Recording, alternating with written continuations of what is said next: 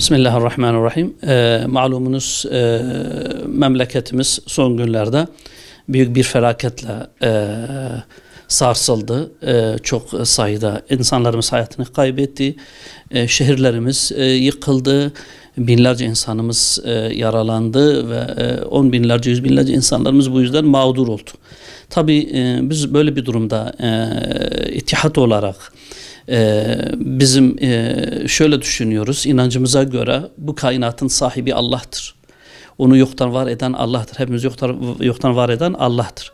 Haliyle bütün bu olup bitenlerin Allahu Teala'nın ilmi, iradesi, bilgisi dışında olduğunu kabul etmek Allah'ın vasıflarına aykırıdır. Bu belki insanı neuzubillah küfre de götürür. O yüzden biz diyoruz ki bütün bunlar sebep her ne olursa olsun, her kim olursa olsun bu musibetlerin sahibi Allahu Teala'dır. Onun iradesiyle gerçekleşmiştir. Ve bunların son bulması da yine Allahu Teala'nın dilemesiyle ancak mümkün olur.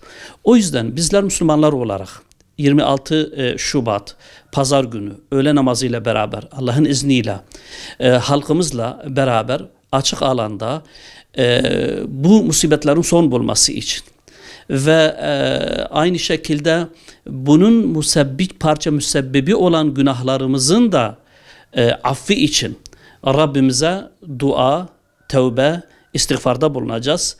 Vefat eden insanlarımız için gıyabi cenaze namazını inşallah kıldıracağız. Onlara karşı bu mükellefiyetimizi de yerine getirmiş olacağız. Kendi günahlarımızın affi için tövbe edeceğiz, istiğfarda bulunacağız. Vefat edenlerimiz için, hastalarımız için Allah'ın izniyle dua edeceğiz.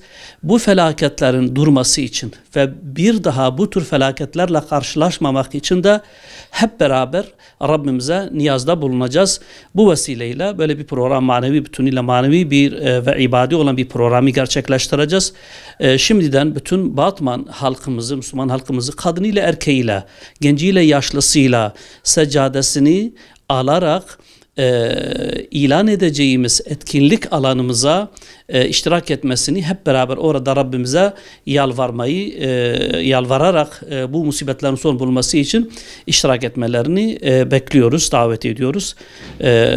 Allahu Teala sizlerden razı olsun inşallah.